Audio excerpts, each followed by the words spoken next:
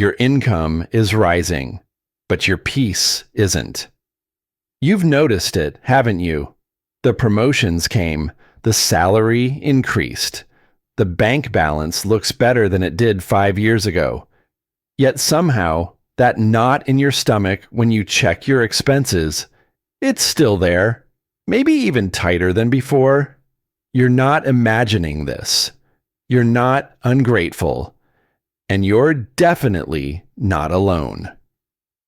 There's something happening here that no financial advisor warned you about, something that goes deeper than budgets and spreadsheets. Stay with me, because I'm going to explain exactly why this is happening. Let me paint a picture that might feel uncomfortably familiar. You land that better job, the one you worked so hard for. Your income jumps by 30, maybe 40%. You feel this surge of relief thinking, finally, I can breathe. Finally, I can stop worrying about money. But within months, that breathing space, it's gone. You're back to that familiar stress, counting days until payday, wondering where all that extra money disappeared to. You're earning more than your parents ever dreamed of, yet you feel less secure than they seem to be with so much less. This isn't a failure of character. This isn't a lack of gratitude.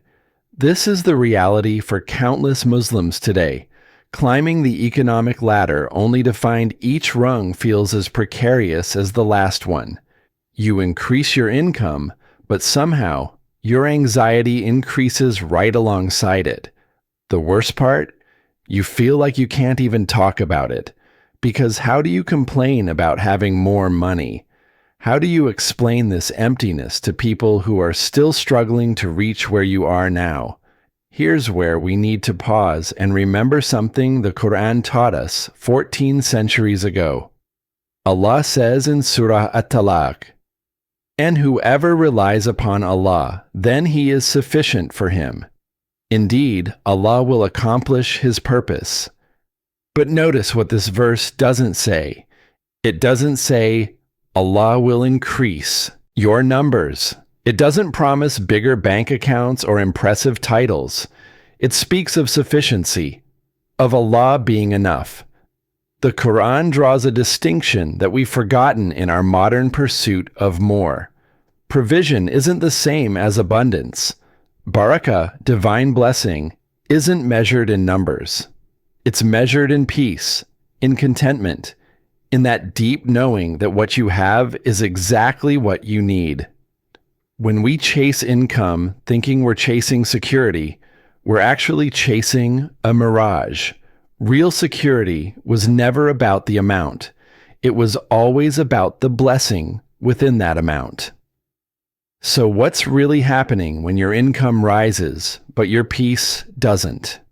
The answer lies in a pattern most of us fall into without even realizing it.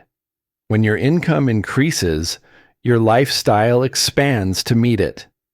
That modest apartment becomes insufficient. You need something that reflects your new position. That reliable old car suddenly feels embarrassing.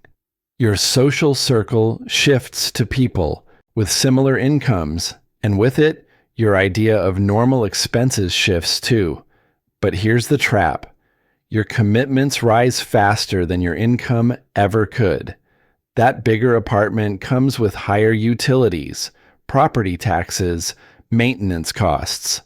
That new car brings insurance, premium fuel, expensive repairs. What felt like financial freedom becomes a more elegant prison. This is what I call Barakah leakage. The blessing isn't in the bigger numbers.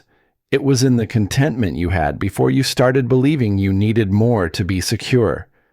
The Quran warned us about this when Allah says in Surah Al-Isra, "And do not extend your eyes toward that by which we have given enjoyment to some categories of them, its being but the splendor of worldly life by which we test them."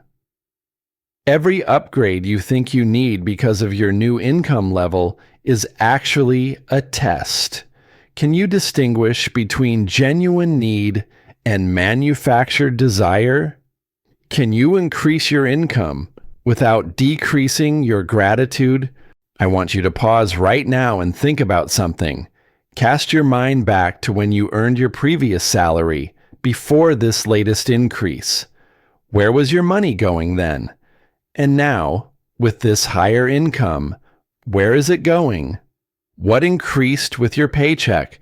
Was it your necessities, or was it your definition of necessary? Did your actual needs grow, or did your idea of what someone at your level should have grown?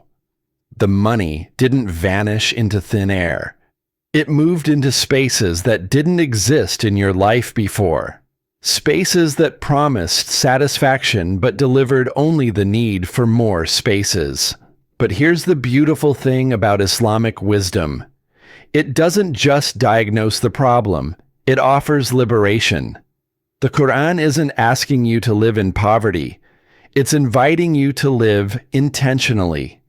When Allah speaks about moderation in Surah Al-Furqan, and those who, when they spend, do neither extravagantly nor sparingly, but hold a just balance between those extremes, He's offering you a different relationship with money entirely. Intentional living means creating margin in your life. It means that when your income increases, instead of immediately expanding your lifestyle to match it, you expand your security, your charity, your peace of mind. You choose what gets the extra blessing, rather than letting lifestyle inflation choose for you. This isn't restriction. This is freedom. Freedom from the endless cycle of earning more to afford the life you think you need because you earn more. The Quran offers us clarity that cuts through all the financial noise. True wealth isn't in having more. It's in needing less while being grateful for what you have. If you found this perspective helpful, I gently invite you to subscribe. This channel exists to bring Quranic clarity to the real challenges we face in modern life. Because sometimes the most practical guidance comes from the most timeless source,